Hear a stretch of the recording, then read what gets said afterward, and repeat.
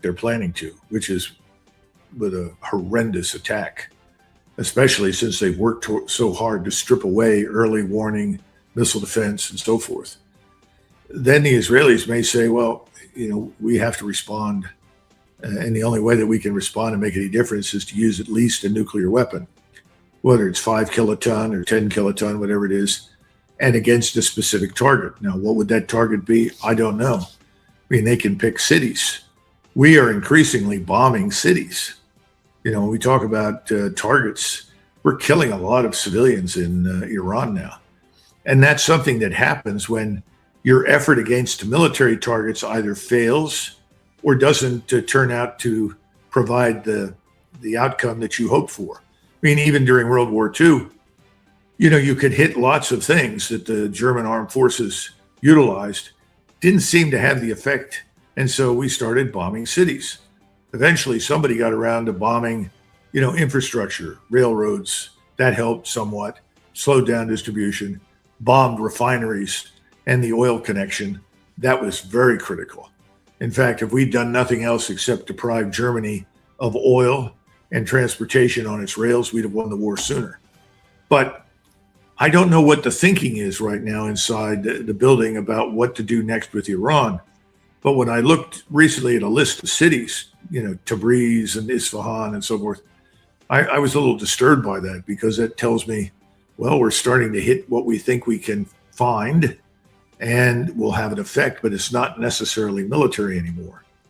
That's what happened to us during the Kosovo air campaign. We ran out of legitimate military targets, and we began bombing anything else that could be remotely connected to a military action. So that meant the Yugo factory, if you know what the Yugo was, an automobile produced in Yugoslavia, which was hardly the Mercedes-Benz of communism. And that thing suddenly became a danger to us. Well, the factory could be a danger. Why? Well, it could be retooled and turn out military equipment. So we bombed the Yugo factory. I guess I'm beginning to see elements to that. I hope that's not true. I just don't know. But the bottom line is that when all else fails and you have a nuclear weapon at your disposal, as the Israelis do, there will be an inclination to use it. Now, I was mentioning Gavir and Smotrich because they were both saying, well, what the Americans are doing is their thing. We're worried about our war in Lebanon, our war here in our area, and the Americans, they're worried about Iran. And that's not our focus right now. And tried to sort of interpret events to say, America is fighting the Iran war. We're fighting everything else. We're not necessarily connected anymore. Well, Mario, that's absurd. Israel would go under after 2 days without resupply, refurbishment. Their military industrial complex is just not that large. We have to provide most of the missiles, ammunition, equipment, and so forth. But I think it sets the stage for the notion, if the Israelis decide to use a weapon, that will, they hope, provide Donald Trump with some plausible deniability. Well, we did this on our own. We didn't consult with Donald Trump. It's not his fault. Well, good luck with that one. We are joined at the hip. The notion that we can escape responsibility for that kind of action is absurd. The rest of the world will laugh at that. But I think that's a risk right now. And we'll know more after Netanyahu visits with President Trump and issues new march orders. Well, after Trump's post, where he said he'll destroy one bridge or one power plant for every ship the Iranians attack, Ghalibaf responded, "The equation of this war is clear, either all or none. In a region where we do not sell oil, no one will sell oil. If our security is not ensured, no infrastructure will be safe, and the security of the strait is in the absence of American forces. We have repeatedly said that the situation of the strait will not return to pre-war conditions." So this is Ghalibaf pretty much saying that we will not give up the Strait of Hormuz, which is what Trump is requesting. And if Trump attacks our infrastructure, we will attack the infrastructure of the region, as they've said before, time and time and time again, and as they've delivered on these threats before, including last week. So, the obvious question is, will Trump, do you think, deliver on these specific threats? He's already struck their bridges and their power plants last week. And will Iran retaliate as they've said they would? because they did that last week. And what does that mean for the region? Unfortunately, I think the last thing that President Trump will do is say, I've done as much as I can do. And under the circumstances, we're not going to get a resolution, but it is in the interest of the world, as well as the United States, for reasons of economy and finance, that I break off this war. Now, that's the last thing he wants to do. That's the last thing that he will do. So to answer your question, he will go back and forth in the future again and again and again until he's got nothing left. Until the situation at home is so hostile to the war and our economic condition is so bad that he can't keep it up. He'll continue until he has no missiles to fire. And the sad part is that demonstrates the complete contempt in which he holds, unfortunately, people around the world, not just his own people, but everybody. And this has always been an easy solution for him. But again, he's under duress. He seems reluctant under any circumstances to contradict his Israeli backers. And again, if you're in his position right now, he knows that the midterm elections will probably produce a Congress that is very ready to dispose of him. In other words, impeach him. And he may say, well, if I break off this war and end it for all the right reasons, I will not be rewarded with support. They'll still get rid of me. And I'll have no support from the people that got me here. And the people that got me here are the people that are pushing the war with Iran. Call it the Israel lobby, the Jewish lobby, the Zionist lobby, whatever you want to call it. This collection of billionaires and financiers around the world that are bound and determined to destroy Iran, get control of the oil resources in the region, and essentially run global finance. They're backing him, and he needs them. They have enough power, financial influence in the United States that they could rescue him from impeachment, in his mind. Shit. Okay, so how, does he care about the Gulf? And if so, how much? So I know it sounds like I've asked this question many times, but I think it's a very important question because Iran is betting on the horizontal escalation striking the Gulf to deter future U.S. aggression. So the big question should be, how much does Trump care about his allies in the Gulf, which are close U.S. allies? They hold U.S. treasuries, they have U.S. bases, they've invested in Jared Kushner's fund, they've invested in Trump's companies as well. These matter to Trump. But that's something I've been thinking a lot about as well.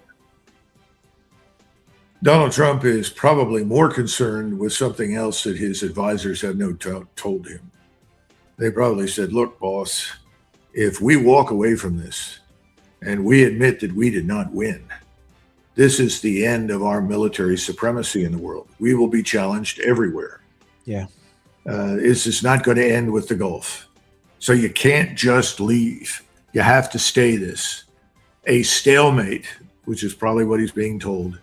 If you can't get an outright victory, a stalemate that holds everyone hostage to the war in the Gulf is better than walking away. Now, I don't agree with that. I think walking away is absolutely the intelligent solution.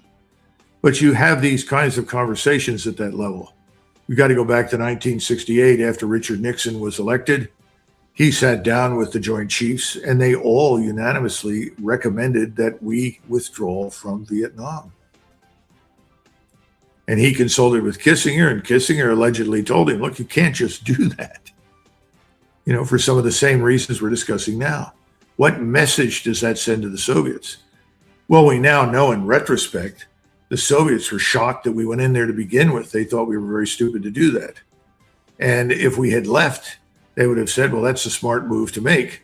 They would not have taken that as evidence for our weakness and started a war against us. But I think we're in a similar position right now in Washington with people who are saying you can't just leave. You can't just walk away from this. So we're back to stalemate or victory. Well, victory is not coming. Now, that's where the Israelis come in. The Israelis say, we'll take care of this. We'll launch a nuclear weapon. That's Pandora's box. Mario, when that happens, we have no idea where that will go. You're now talking about China, Pakistan, Russia, any number of other major powers in the world who are going to say, wait a minute, no one signed up for this. Because remember, even though it was not necessarily codified per se in law, it's been widely understood since 1945 that nuclear weapons are really designed to protect your national territory. And Brezhnev said in 1968, he said, what we have, we hold. In other words, we're not giving up the gains of World War II. Now, 20 years later, that was all gone. It fell apart on its own.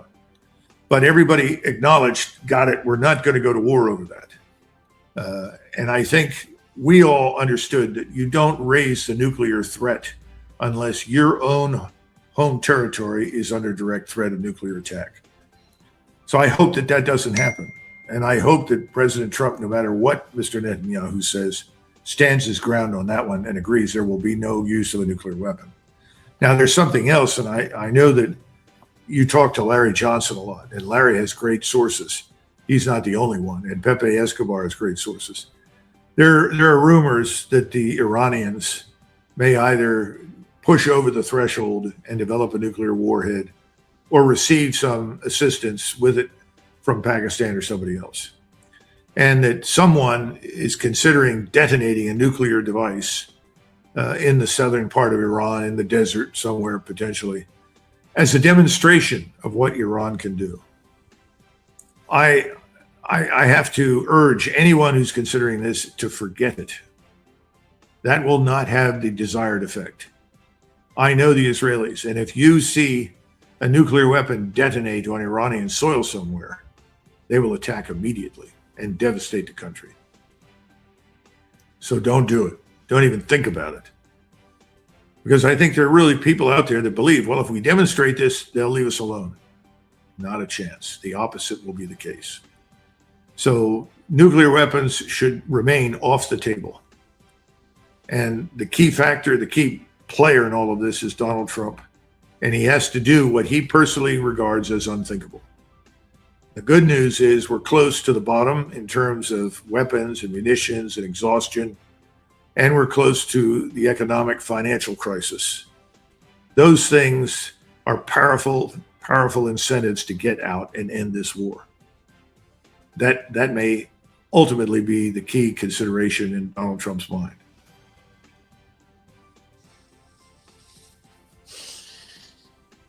I was hoping we'd be talking about Cuba by now, Colonel. Oh, jeez.